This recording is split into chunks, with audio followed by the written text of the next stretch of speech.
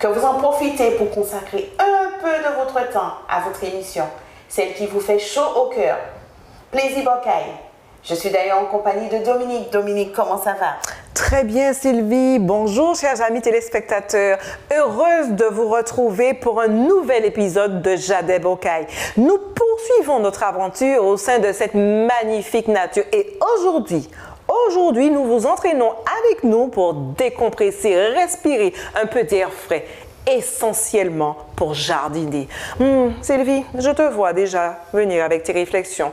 Ce n'est pas un rêve, mais un pur bien-être. N'est-ce pas, madame? Évidemment, évidemment. Moi aussi, je te vois venir. Rien que cela, je suis de la partie chapeau, bottes enfilées. Il ne nous manque plus que la bonne humeur. Destination la pépinière de l'Estrade.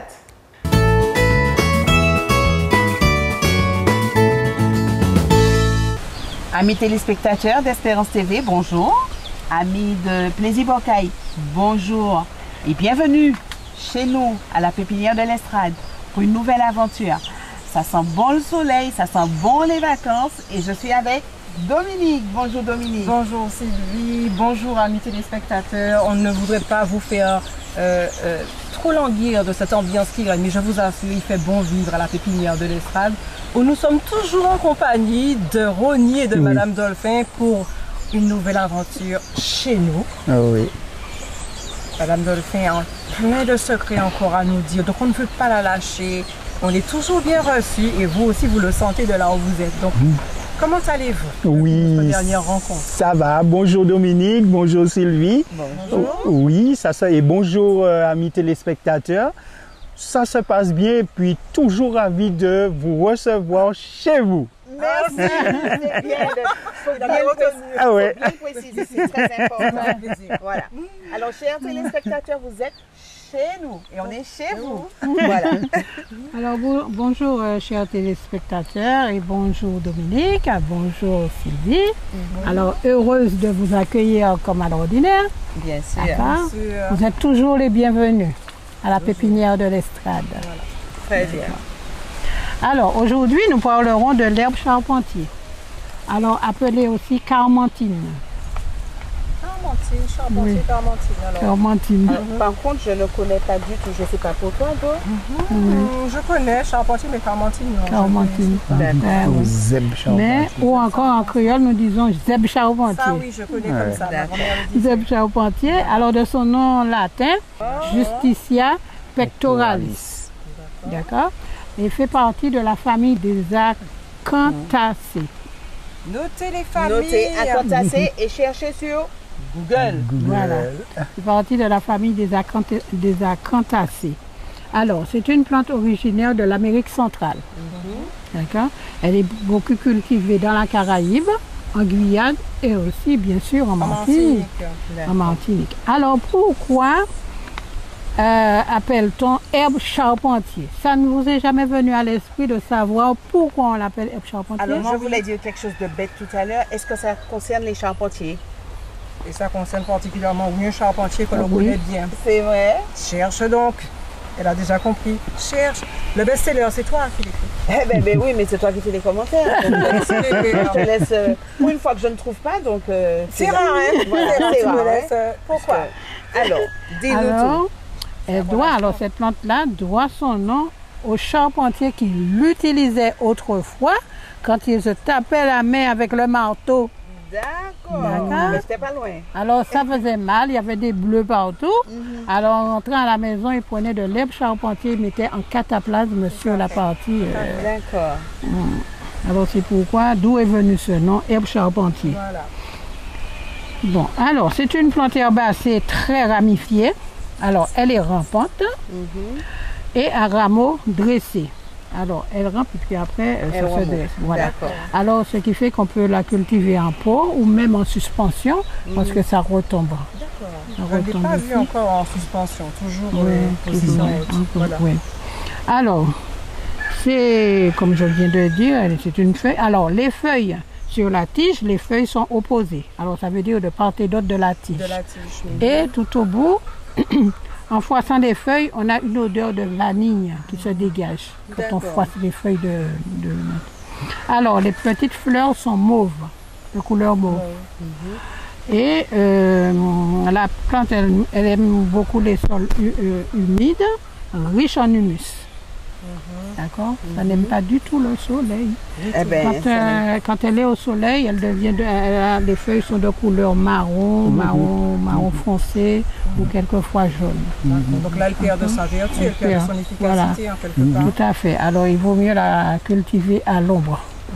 Alors, toujours avec, je dirais, je ne cesserai jamais de dire, avec le TO pour agriculture biologique. Parce que c'est exempt de pesticides. D'accord. Alors, les sols humides et les zones ombragées, on l'a déjà dit. Alors, la multiplication se fait par bouturage ou encore par semis. Alors, l'herbe charpentier, elle est retombante, bon, je l'ai déjà dit. C'est une plante retombante. Alors, on peut la planter, comme j'ai dit, en pot ou si possible en jardinière. D'accord. Alors, les usages médicinaux. Alors, comme je viens de dire, quand on a des contusions, des hématomes, aussi des plaies, utilisés aussi pour les foulures, les troubles veineux et aussi pour la ménopause, la toux, le rhume, la fièvre, les pneumonies, les douleurs d'estomac, les douleurs digestives, les flatulences, les coliques, les vomissements, les troubles nerveux, des troubles veineux et aussi les rhumatismes. Ah, mais c'est complet. Mais là, c'est hyper complet. Ah, ben oui. Oui. Alors, en fait, ce que je constate, c'est que d'une manière ou d'une autre, si on n'a pas l'un, on a l'autre. Donc, en fait, il faut choisir celle qui est plus perspicace, la plus efficace, pour ne pas avoir, quand on n'a pas beaucoup de place. Hein, je pense à tous ceux qui sont restreints dans leur environnement. En fait, on peut la voir aussi dans sa jardinière de balcon aussi. Parce qu'elle devient envahissante. Vraiment, oui, assez quand même. Assez quand même, parce que quand elle est dans de bonnes conditions, à l'ombre, elle envahit. Elle envahit. Alors, on a deux variétés d'herbes charpentier. On a un modèle qui monte, qui est tout droit, et ça ressemble à un petit buisson, et l'autre qu'on connaît qui court partout. Alors, on peut... alors, c'est toute la plante qui est utilisée. Hein. Alors, les feuilles, aussi bien que les feuilles, les tiges et tout. Alors, sur les plaies, on peut l'utiliser sur les plaies. C'est vrai que ça soigne bien les plaies, les hématomes, les foulures. Alors, toujours le principe du cataplasme. Du cataplasme, tout à fait. Et on peut faire aussi la décoction ou l'infusion. Alors, c'est toujours 30 grammes de feuilles par litre d'eau. D'accord. Mais quelquefois, bon, il faut diminuer. Quelquefois, si on veut prendre qu'une tasse, on n'a pas envie de boire beaucoup. Alors, on peut prendre quelques feuilles qu'on met dans une tasse et on verse dessus de l'eau. C'est toujours le même principe le matin. Le matin, oui. Est-ce que tu peux expliquer à nos téléspectateurs comment faire un cataplasme? Alors, le cataplasme, c'est prendre une poignée de la plante, ou encore une poignée de feuilles, qu'on va piler, on va le mettre au mortier et on va piler. Et ensuite, on va ajouter un filet de vinaigre de cidre et un tout petit peu de sel. De sel fin. Un peu de sel fin. On va bien mélanger, on va tiédir et on va le poser en cataplasme sur la partie malade. D'accord. C'est une très belle recette, hein, en général. On serait tenté de prendre la feuille et de la poser directement sur la... Non, mais comme elle est petite. Voilà. C'est pour ça que c'est bien bon de préciser, parce que chaque plante a sa dimension. Est-ce que le cataplasme reste toujours la même recette ou on peut le faire aussi, comme ce que je disais à l'instant, prendre la feuille et poser tout simplement? Non, c'est toujours le cataplasme. Mettre le sel aussi dessus. Extraire, voilà. Exact. Extraire la substance de la feuille. D'accord. Tu vois que je m'y connais maintenant. Mais tu as dit que tu sors un best-seller. Par contre, on voit que le planter, bon, sans passer du coq à l'âne, bon, je vais dire, pour le planter, par contre, vous la prenez, on la lave très bien la feuille, on la plonge dans de l'eau bouillante pour la stériliser, et puis on pose comme ça sur la plaie. Et c'est très bon pour les plaies rebelles. D'accord. Mais le planter, c'est aussi cette plante où on passe le fer avant les gens passent. Oui, pour les yeux. Oui. Il est là. Il est là. Là, juste à côté de toi. Ouais. D'accord. Celui-là. Oui, j'ai vu. Oui. Alors, ça fera l'objet d'une autre.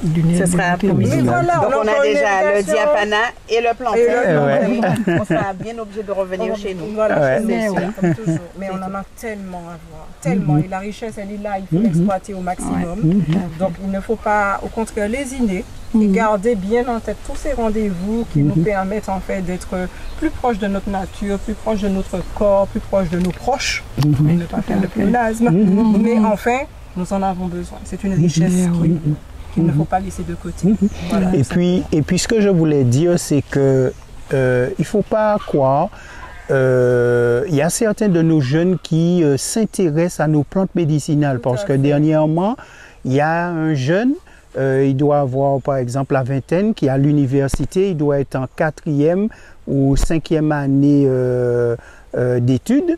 Et qui m'a demandé, parce qu'il souhaite recevoir, bon, avec tous les documents sanitaires, phytosanitaires, etc., il souhaiterait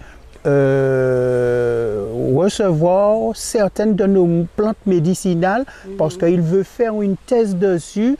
Il veut faire une thèse dessus puisqu'il est en, je crois, en pharmacie, plantes médicinales. Bon, c'est vrai que je ne lui ai pas trop demandé, mais il voulait faire une thèse puisqu'il travaille en laboratoire, etc., pour revenir avec tout ce bagage et pour se mettre au service de la population et faire connaître un petit peu, découvrir ce qu'on peut faire avec nos plantes médicinales. Alors, ce que je dirais, c'est un plus.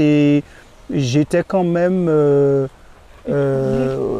content, étonné, content que certains de nos jeunes quand même s'intéressent à nos plantes. Ils s'intéressent de plus en plus, De plus en non plus, seulement oui. aux plantes médicinales, mais aussi à l'agriculture. À l'agriculture. Une prise de conscience pour Ouais. revenir aux sources. Exact. Donc l'un ne va pas sans l'autre. Exact, Voilà. exact, C'est ça. exact, ouais. Donc voilà. Donc il n'y a pas de petits secrets. Pas de petits secrets aujourd'hui. On a toujours envie de savoir le petit secret. Non. Pas Ouais. cette fois-ci. Mais c'est pas perdu parce qu'on doit revenir. Et ouais. Si on a beaucoup de plantes à voir. Et on ne peut pas toujours avoir tous les secrets, mais à fait. on y arrivera. On y arrivera. C'est parti pour cela. Donc, Donc, si on a tout dit, eh bien, on va se séparer. On va se séparer et puis pour un prochain rendez-vous dans Plaisir Bocaille, toujours avec la même équipe, toujours chez nous, en compagnie de Ronnie et de Madame Domaine, de Sylvie, évidemment de moi-même. Ah oui. Sur ce, à très bientôt dans Plaisir Bocaille. À bientôt. À bientôt.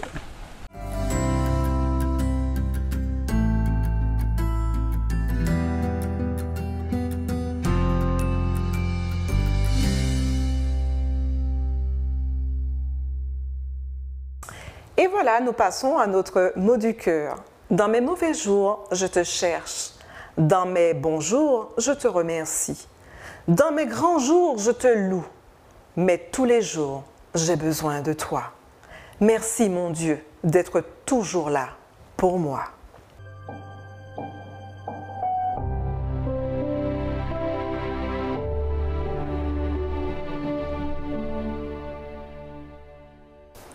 Et bien voilà, nous sommes au terme de notre période estivale et aussi au terme de notre atelier Jadé Bocaille sur notre site de la Pépinière de l'Estrade.